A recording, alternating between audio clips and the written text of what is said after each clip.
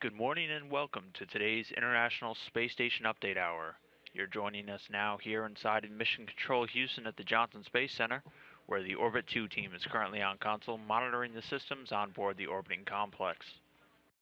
That team is being led today by Flight Director David Korth, and joining him at the Capcom position, talking with the crew up in space, is astronaut CJ Sturkow.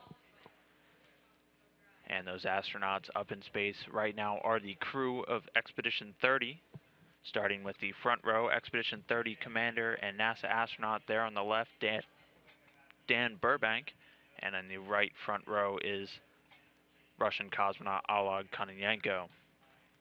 Going across the back from the left, you have Russian cosmonauts Anton Shkaplerov and Anatoly Ivanishin, and they are joined by European Space Agency astronaut Andrei Kuipers, and finally NASA astronaut Don Pettit.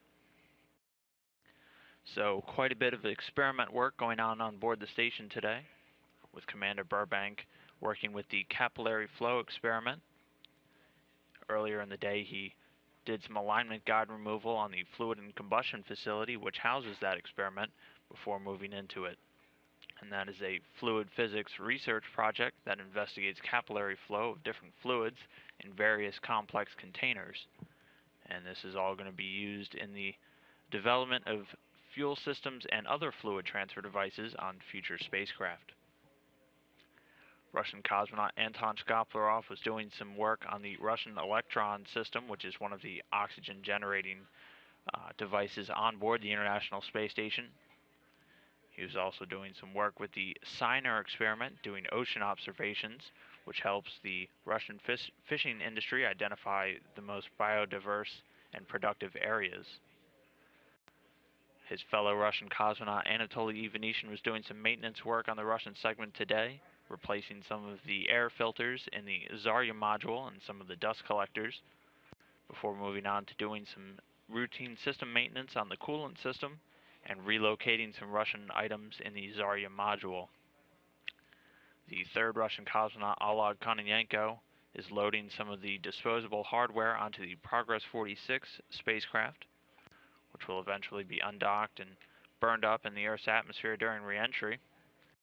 And he was also working with the Russian relaxation experiment, which is a complex look at determining the effects of different in-space propulsion systems and their exhaust on the Earth's upper atmosphere, and also looks at some of the effects that they have on the space station's environment and their optically sensitive surfaces, such as windows and equipment lenses.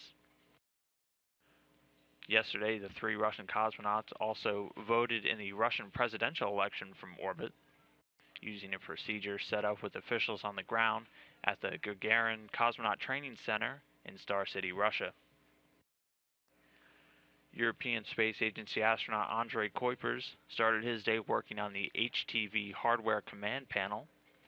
This is a control panel up on board the station used to monitor the vehicle health status of the Japanese HTV-3 cargo ship once it's launched later this year to deliver supplies to the International Space Station. He was also working with the VO2 Max today, which is a system used to evaluate the astronauts' maximal oxygen uptake and also their general respiratory performance, both before, during, and after these long-duration space station missions. And then later today, Andrei Kuipers will be speaking with a Computer Expo trade fair in Hanover, Germany, where he will take some time to converse with German Chancellor Angela Merkel and Brazilian President Dilma Rousseff. That will take place later today at 12:15 p.m. Central Time, 1:15 p.m. Eastern Time, here on NASA TV.